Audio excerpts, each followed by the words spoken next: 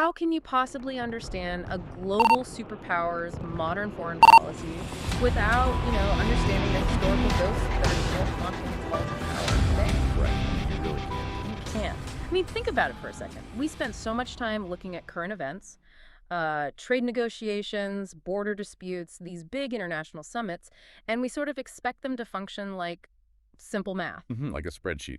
Exactly. Like, we think, well, if nation A wants this resource and nation B has it, here's the logical outcome. But when you step into the realm of foreign policy, especially regarding a nation with literally millennia of continuous history, that simple math just completely falls apart. It shatters. Yeah.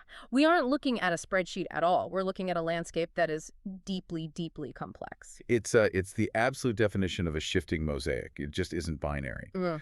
When we examine the forces driving a nation's interactions with the world, and specifically China in this case, we're really examining its memory, its cultural DNA, and frankly, its deepest, most existential fears. Wow. Existential fears. Yeah.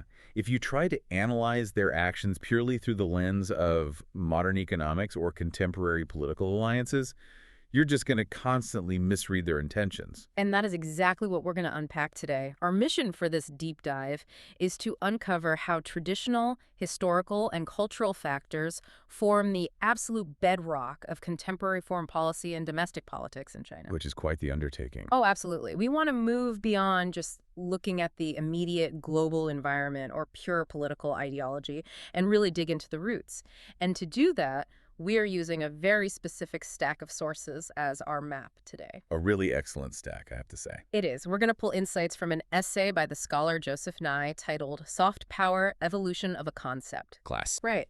And then we'll be exploring this really fascinating chapter by Zhao titled Power of the Past over the Present.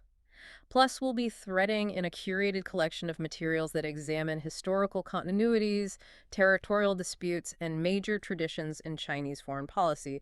We'll be referencing these as we go, using them to anchor our whole analysis. Those sources provide a phenomenal framework. And the central puzzle for you as the listener is really this. Chinese foreign policy is not guided by one single element. Right. It's not just one thing. Exactly. Yeah. It isn't solely dictated by ancient history, nor is it purely a product of traditional culture, nor is it exclusively driven by modern political ideology or the immediate regional environment. It's this remarkably complex, constantly shifting combination of all of them. So it's a moving target. Very much so. The real analytical challenge, the true task for any student of international relations, is figuring out which of these factors holds the most weight at any given time, and crucially, why it holds that weight. Okay, well, let's jump right into the deep end then. We have to start at the very foundation, which is the traditional and cultural developments that shaped the early Chinese worldview. Right, the bedrock. The materials we're looking at introduce this incredibly compelling conceptual dichotomy. On one hand, you have the Great Wall, and on the other, you have the empty fortress. Yes. Walk me through what that actually means in a strategic sense. Like, how does that work? Well, those two concepts really represent the profound duality of Chinese strategic defense. Yeah. It's a psychological framework just as much as a physical one. I mean, when you hear the Great Wall, what immediately comes to your mind? Massive strength, right? Stone. Just these imposing barriers designed to physically ward off an invasion. Exactly. It's the ultimate outward projection of power. You build a wall of that magnitude to tell the world, do not even think about crossing this line. It's a statement of absolute permanence and defiance. Right. It projects immense strength. But, and this is where it gets interesting, if we pull back and look at the bigger picture, the very existence of the Great Wall simultaneously reveals a deep historical vulnerability. Wait, vulnerability? How so? Well, think about it. You don't spend centuries of blood, treasure, and human lives building a massive fortified wall across your northern border unless you are absolutely terrified of what lies beyond it. Oh, wow. That makes so much sense. Yeah, it represents a constant existential threat from outside forces. It is resistance to outside control made physical. The wall says you are strong, but it also kind of screams that you are constantly under threat. That is a fascinating way to look at it. The biggest armor usually hides the most vulnerable target, I guess. Precisely. And that brings us to the traditional tribute system, which our sources highlight as another, crucial pillar of this early worldview. This was a Sinocentric view of the world. Very much so. It wasn't based on the modern idea of a community of equal nations shaking hands across a big mahogany table. It was based on a rigid, almost cosmic hierarchy. The tribute system is vital to understand if you want to make sense of their historical posture. In this traditional framework, China viewed itself as the absolute center of civilization. Full stop. The center of the universe, basically. Yeah. Other states and kingdoms didn't interact with the Chinese emperor as equals. They interacted as subordinates bringing tribute. It was a hierarchical system designed to maintain order, with China sitting firmly at the apex. Okay, but was that just about military might? No, that's the key. The assumption wasn't just that China was more powerful militarily. The assumption was that China was culturally and morally superior, and engaging with them required acknowledging that superiority. But here's where I want to push back a little, because this is where the contradiction really jumps out at me in the reading. Okay, let's hear it. If a civilization spends centuries building a massive physical wall of stone to keep outsiders away, and sets up this rigid hierarchical tribute system where everyone else is considered lower on the ladder, how can we accurately describe their strategic culture as flexible and accommodating? Ah, I see where you're going. Because the historical record explicitly notes that Chinese history is defined by flexibility and an adjustment to changing conditions, even referencing the accommodation of outside invasions like the Yuan and Qing dynasties. How do you square a literal stone wall with a flexible strategy? It's a great question. The rigidity was often more ideological than practical.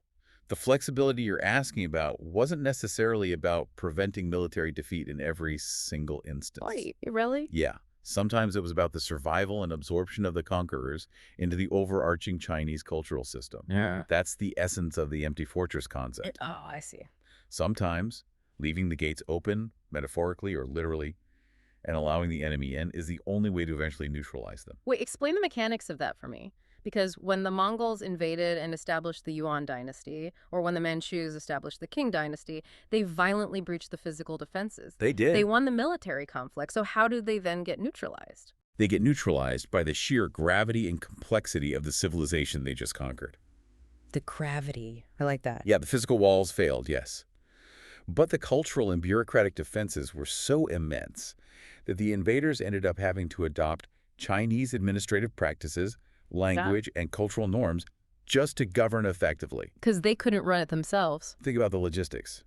You're a nomadic conquering force. You've just taken over a massive, incredibly complex agrarian society with millions of people, intricate tax systems, and vast infrastructure. You can't run that from horseback. Right. You need the existing bureaucracy. You need the scholar officials. Now, the conquerors essentially have to hire the conquered to run the empire they just stole. Precisely. And in doing so, the conquerors slowly become assimilated. The system accommodated the invasion by slowly digesting the invaders. That is wild. It's a strategic flexibility that recognizes when rigid, hard power resistance is impossible and shifts to a long-term soft power assimilation. It's survival through cultural gravity. I want to make sure you, the listener, are tracking this because it's so important. It really is. So when we analyze traditional influences on modern foreign policy, it's important for you to constantly ask, which historical influence is at play right now? Is it the rigid, defensive, keep everyone out posture of the Great Wall?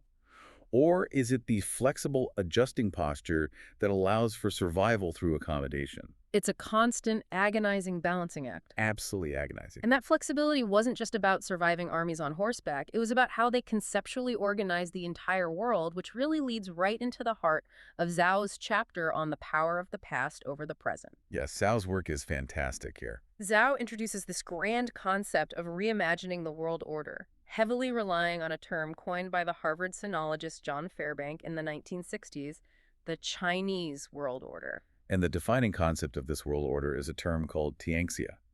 Tianxia. It literally translates to all under heaven. All under heaven. That's quite a title. We need to really break this down because it's fundamentally different from how we organize the global map today. To understand tianxia, we have to contrast it with the modern system we currently live in, which is the Westphalian system. Let's trace that contrast carefully. So, the contemporary international system, the Westphalian order, is based on the principles of state sovereignty and diplomatic equality. Right. It assumes that the world is an anarchy of individual, independent states, each with absolute sovereignty over its own defined territory and legally equal on the world stage, regardless of size or power. I mean, a tiny nation in Europe theoretically has the exact same legal standing at the United Nations as a massive superpower. That's the theory, yes. Yeah. So horizontal organization of power based on borders and legal recognition. Let me try an analogy here to help visualize the difference for you listening. Go for it. The Westphalian system is like a modern suburban neighborhood association. Everyone has their distinct property lines, they have fences, and whether you have a tiny house or a massive mansion, you each theoretically get one equal vote on the neighborhood board.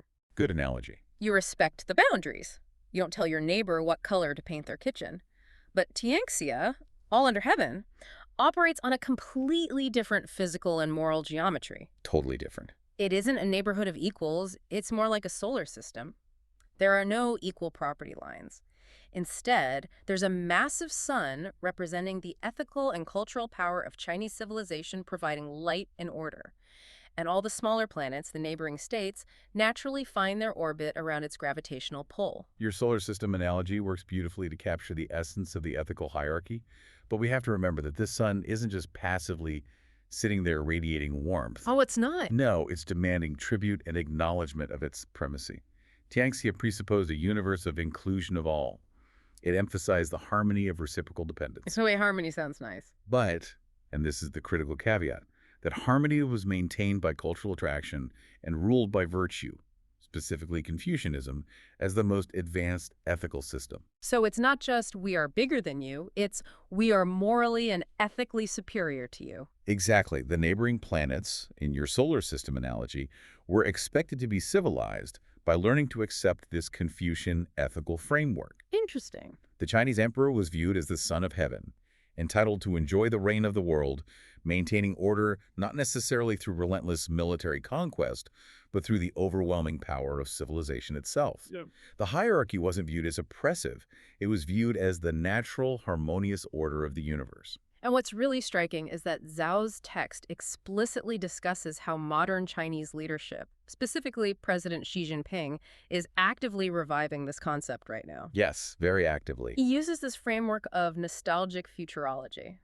I find that phrase completely fascinating. Nostalgic futurology. It's quite the oxymoron, isn't it? It really is. He's recasting the millennial history of China as being characterized entirely by peace and harmony. It's a way to justify modern power ambitions as simply a continuity of a glorious past. He frames the China dream not as an aggressive rise that should terrify anyone, but as a return to a natural state of affairs where a powerful, yet completely benign, China sits at the center of the world, spreading influence through non-military means. What's fascinating here is how history is carefully curated to serve the present political needs. Official media frequently portrays the leadership as bearing Tianxia feelings and minds, seeking the peaceful development of mankind. Right. It presents Tianxia as a moral alternative to the Western-centric world order, which they often associate with aggressive empires, colonialism, and the endless, cynical expansion of realpolitik. And to be clear to you listening, our sources are pointing out how this is framed politically. We are simply reporting this historical perspective as it's written in the text, not endorsing it. Of course. But we do have to look at the selective memory at play here. This narrative of a purely peaceful, harmonious history conveniently forgets the historical imperial wars, the conquests, the brutal expansions that actually occurred over thousands of years. Absolutely. It's highly selective. There's a great quote from an observer in the text. China is no more constrained by its history than any other country. But insofar as its leaders prefer to cast their efforts as a culmination of what has gone before, there are ready examples to justify nearly any path they choose. It's a chosen glory. By heavily emphasizing the unaggressive, adaptable characteristics of Chinese culture, the leadership can present a re-emerging China as an opportunity to rebuild a normative hierarchy that benefits everyone. A harmonious solar system where trade and prosperity flow freely. Exactly. But it's an idealized, highly sanitized version of the past being used as a blueprint for the future. So, if you're a nation claiming to be the ethical and cultural center of the solar system, how do you actually pull those other planets into your orbit today? That is the million-dollar question. Right. In the 21st century, you can't just declare you are the ethical center of the universe and expect everyone to fall into line. You have to make them want to orbit you. You have to manufacture attraction. And that logic connects perfectly with Joseph Nye's essay on the concept of soft power. Let's dive into that. So Joseph Nye originally coined the term soft power back in the late 1980s, primarily in the context of studying the power of the United States. Okay. He wanted to explain a specific phenomenon, the ability to affect others and obtain preferred outcomes through attraction and persuasion rather than coercion or payment. So, co opting people rather than coercing them. Exactly. Making your culture, your political ideals, and your policies so appealing that other nations just willingly follow your lead. Yes. But as his essay details, the concept didn't stay confined to American academia. It deeply resonated with political leaders worldwide who were looking for new ways to exert influence in a rapidly globalizing world. Makes sense. First, it became popular in Japan, which is understandable given their pacifist constitution. They needed non-military ways to project regional influence. Then, it was heavily adopted by the European Union. Let's pause on the European Union for a moment because Nye makes a fascinating point about how they operationalize this. He really does. The European Union adopted the concept of soft power, partly to balance their deficiency in hard military resources. They don't have a unified, massive standing army like the United States. Right. But Nye points out that they combine this soft power with what has been called the Brussels effect. Because the single market of the European Union is so massive, their attention to creating regulatory standards actually gives them a very real degree of hard economic power. It's a massive lever. If you want to sell your product in Europe, you have to meet their standards, which forces global companies to change their manufacturing processes worldwide. So they mix that hard economic power with the soft power attraction of their multilateral cooperation model and their humanitarian aid programs. And watching that global adoption leads directly to China's realization. How so? Well, Nye notes that he was particularly surprised by the fate of the concept in China. Why did they latch onto it so fiercely? Because as China was dramatically developing its hard resources, its military, and its economy, its leaders realized a fundamental, inescapable truth of international relations. If your hard power grows too rapidly, you terrify your neighbors. And what do terrified neighbors do? Oh, they form alliances. They buy weapons. They team up against you to balance the threat. Exactly. They form balancing coalitions to protect themselves. This is exactly what the Chinese leadership wanted to avoid at all costs. So they needed to look friendly. They realized that their rapid economic and military rise will be much more acceptable and less threatening if it were accompanied by a massive increase in soft power.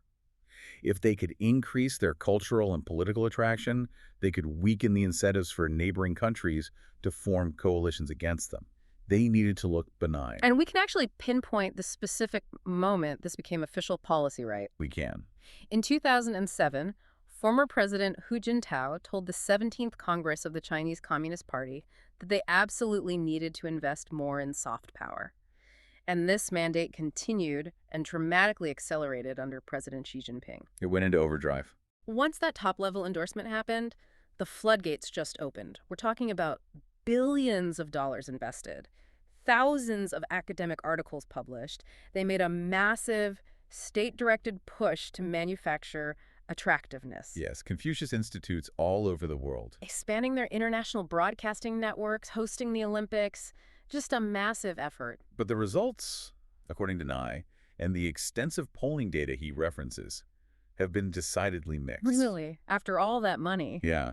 Despite the billions spent on cultural promotion, China still largely lags behind the United States in overall attractiveness in most parts of the world, including, crucially, within Asia itself. And Nye actually explains why it's failing, which I found to be one of the most compelling parts of the reading. Oh, it's fascinating. He talks about how Chinese officials would constantly contact him. They would invite him to private dinners in Beijing, asking him directly, how do we increase our soft power? And what did he tell them? His advice was always the exact same.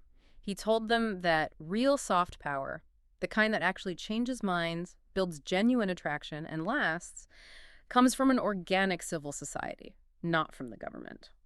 He explicitly told them that state-sponsored propaganda simply lacks credibility. You cannot mandate that people find you culturally attractive. It has to bubble up organically from free citizens, free artists, free universities, and independent media. It's a profound structural limitation. When a heavily centralized state tries to manufacture soft power, it almost inevitably comes across as hollow, clumsy, or manipulative to an international audience. Right, people see right through it. The lack of a robust, independent civil society puts a very hard ceiling on their soft power potential. If a movie or a cultural exchange program is clearly vetted by a government censorship board, it loses the authenticity that makes culture attractive in the first place. But here's a thought, and I want to see what you make of this. We look at the billions they spend on cultural programs, and we see it failing in the polls. But our sources also note that their unprecedented record of economic growth has been a major source of attraction. Absolutely. Is it possible that China's most effective soft power isn't their deliberate, clumsy attempt at cultural promotion, but rather the sheer, undeniable economic gravity of having raised hundreds of millions of people out of poverty in a single generation? That's a very sharp observation. I mean, if you're a developing nation in Africa or South America watching that happen, isn't that economic model inherently attractive, even if the cultural propaganda falls flat? That's a crucial distinction. The economic success story is incredibly potent. For many nations in the global south, the ability to rapidly industrialize, build infrastructure, and alleviate extreme poverty is the ultimate overriding goal. Right, it's what everyone wants. And the Chinese model provides a tangible, wildly successful blueprint for doing exactly that. So while the cultural, state-directed soft power might struggle, the performance legitimacy of their economic engine generates a different, highly pragmatic form of attraction. Let's pause right there. Performance legitimacy. For someone listening who might not be familiar with that specific term, what are the actual mechanics of that in Chinese political philosophy? Like, how does it dictate legitimacy? Sure, performance legitimacy is the idea that a government's right to rule isn't derived from democratic elections or divine right, but from its ability to deliver tangible, concrete results for its citizens. Results over rhetoric. Exactly. As long as the economy is growing, infrastructure is being built, and living standards are rising, the populace accepts the government's authority. The government performs, therefore it is legitimate. It's a modern adaptation of my much older foundational concept in Chinese history called the mandate of heaven. Ah, okay. How does the mandate of heaven work? In traditional Chinese political philosophy, the mandate of heaven dictates that the ruler is granted the right to rule by the divine universe, but only as long as they govern justly and effectively. So there are conditions attached. Heavy conditions. If there are massive famines, devastating floods, or uncontrollable rebellions, it's interpreted as a sign that the ruler has lost the mandate of heaven, and the people are justified in overthrowing them. Wow. So, performance legitimacy today is essentially the modern economic equivalent of keeping the mandate of heaven. You must deliver stability and prosperity, or you lose the right to govern. Okay, so we have this picture of a nation trying to project a harmonious Tianxia image outward, trying to buy soft power, trying to look incredibly attractive and unthreatening, while its economy booms to maintain that performance legitimacy. That's the outward face, yes. But our next set of sources completely flips the script. It shows us that while they are desperately trying to project this confident, peaceful image to the world, their primary strategic driver is actually incredibly inward-facing. And it's born from a period of intense, multi-generational trauma. This is where we get to the core. We're moving into the three historical continuities, starting with the absolute overriding imperative of internal stability. If you want to understand the modern Chinese state apparatus, why they make the decisions they make, why they react the way they do, you must understand the century of humiliation. The century of humiliation. It is the lens through which almost all security and foreign policy decisions are viewed. The curated materials we're examining lay out a very stark timeline that utterly shatters the concept of Tianxia and plunges the nation into a century-long existential crisis. Let's paint a detailed picture of this timeline for the listener, because the sheer volume of chaos and destruction is just staggering. You go from believing you are the undisputed center of the moral universe to having your society ripped apart at the seams. It's a catastrophic fall. It begins with the First Opium War from 1839 to 1842. This results in what are known as the unequal treaties, where Western powers, utilizing vastly superior naval technology, literally forced open Chinese ports, demanded immense financial concessions, and claimed extraterritorial rights. And that shattering of the external borders almost immediately triggered internal collapse. From 1850 to 1873, You have the Taiping Rebellion, Wait, hold on. How does a domestic rebellion fit into a century of foreign humiliation? because the internal weakness allowed the foreign exploitation to deepen, Yeah. and the foreign humiliation completely delegitimized the ruling Qing dynasty in the eyes of the people. Losing the mandate of heaven. Exactly. And the Taiping Rebellion wasn't just a minor uprising, it was a massive apocalyptic civil war.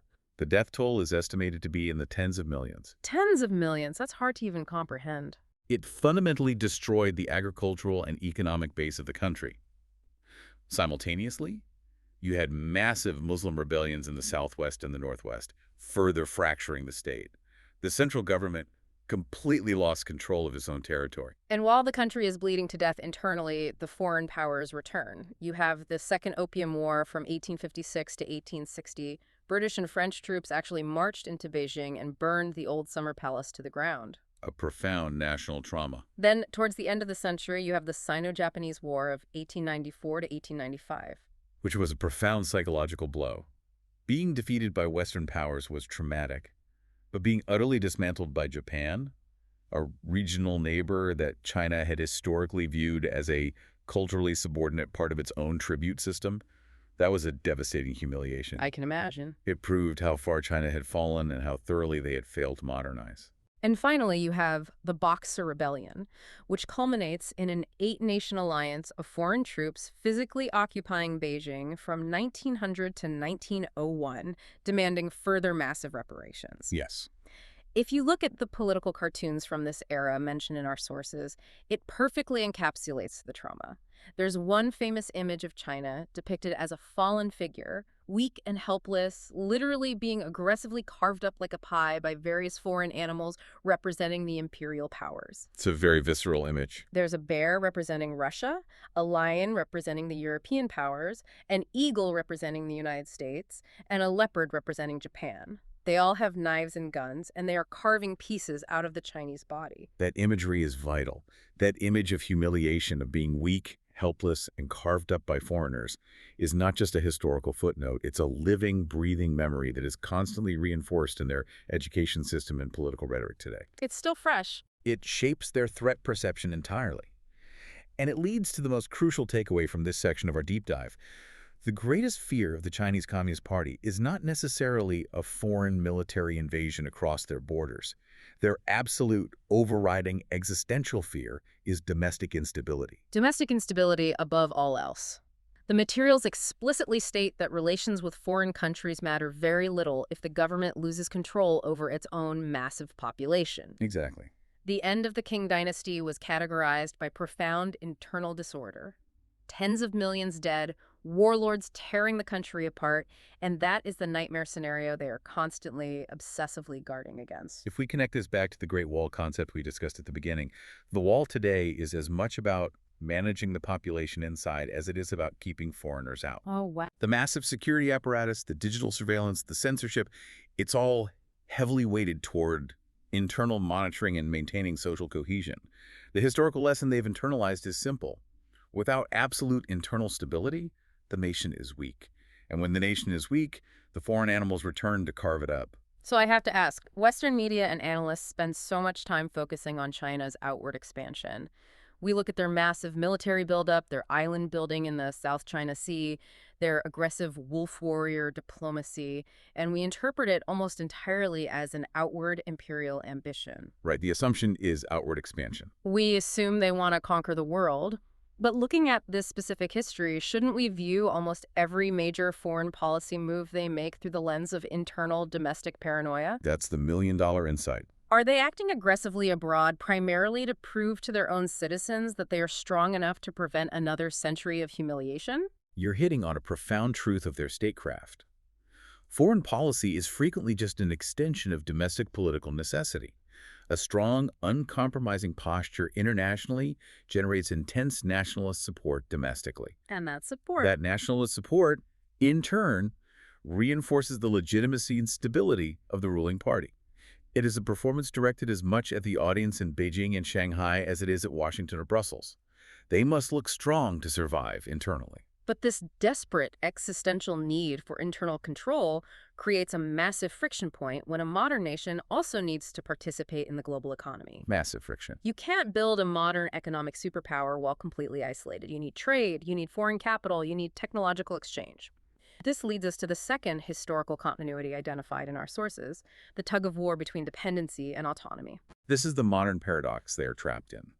It's the constant grinding tension between cosmopolitanism, which is the absolute need to integrate into and depend on the global system for economic growth, and populism or autonomy, which is the desire to remain ideologically pure and politically independent from any foreign influence. The sources use two fantastic, highly specific examples from 2019 to highlight this friction, and they occur at almost the exact same time, which really illustrates how schizophrenic the policy can look from the outside. It really can look confusing if you don't know the history. Right.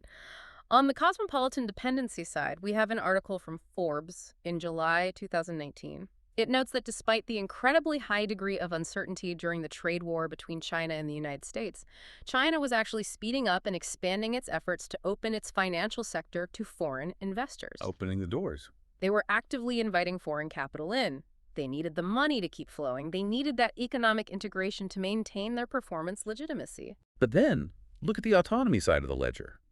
Just 2 months later, in September 2019, an article in the Chronicle of Higher Education details a completely contradictory movement. Right. It reports that even as China desperately seeks to build world-class universities and lead in global research, the government is asserting ever-tightening, draconian control over higher education. Closing the doors. They're imposing a much more rigid ideological curriculum and cracking down heavily on dissident scholars.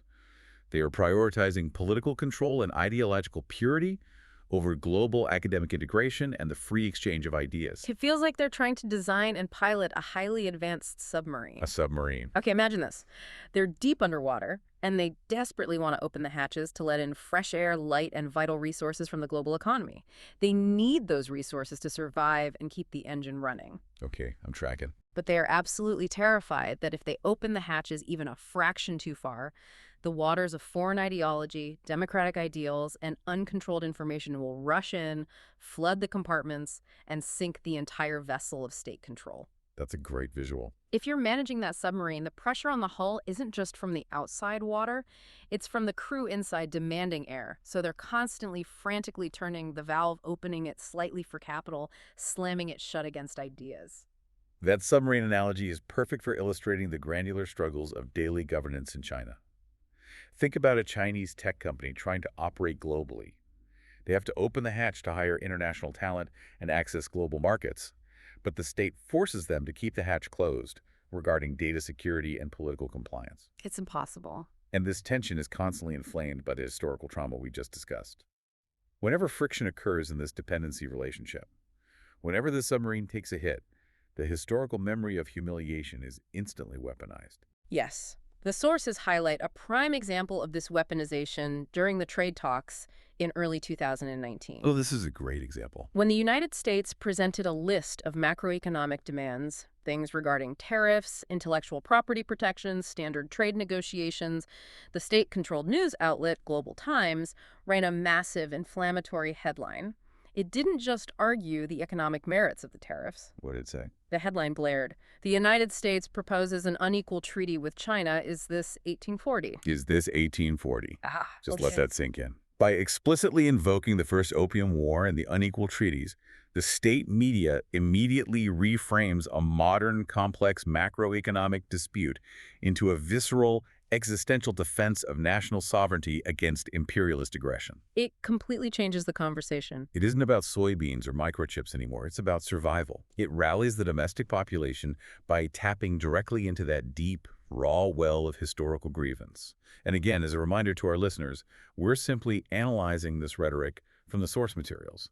Exactly. It's brilliantly effective, and it's incredibly dangerous. It turns every negotiation into a zero-sum game of national pride, because if keeping that submarine intact is the absolute existential goal of the fighter ship, then the physical borders of that vessel become a matter of life and death. Absolutely. You cannot afford a single leak. You cannot yield a single inch of the hull.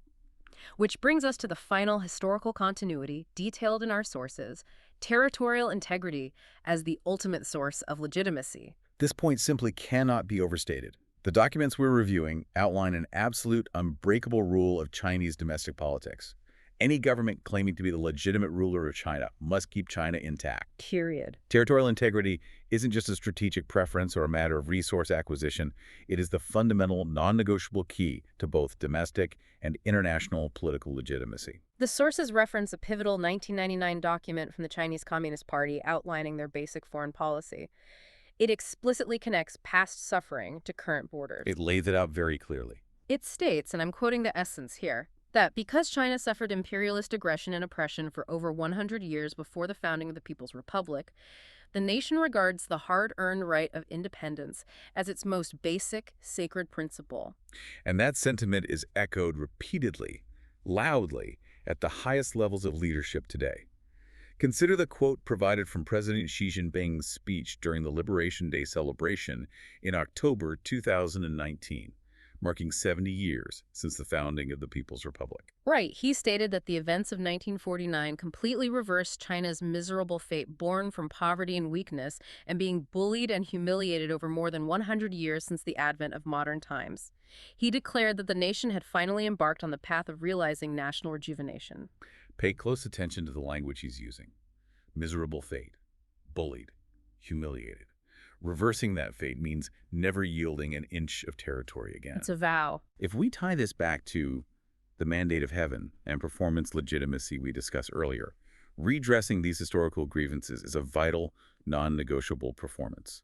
If a leadership allows territory to be carved away, or even appears weak or hesitant on border issues, they risk being seen by their own people as a return to the weak, corrupt Qing dynasty that allowed the century of humiliation to happen in the first place. And that would mean? That would mean a catastrophic, immediate loss of the mandate of heaven. So when we see China taking seemingly aggressive, uncompromising stances on its territorial borders today, whether that's building military installations on reefs in the South China Sea, engaging in skirmishes along the high-altitude Himalayan border with India, or their intense rhetoric regarding Taiwan, how much of that is actually a message intended for the international community to back off, versus a required performance to prove to their own citizens that the century of humiliation is truly finally over and the government is strong enough to protect them? From a purely analytical standpoint, looking through the lens of these historical continuities, it's heavily weighted toward the latter.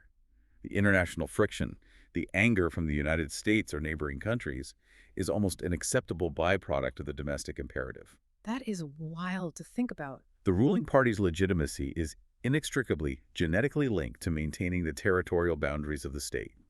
It's a protective reflex, born of intense historical trauma, magnified by the sheer scale of the massive population they must keep unified. They cannot show weakness, because weakness leads to internal collapse, which leads to foreign exploitation.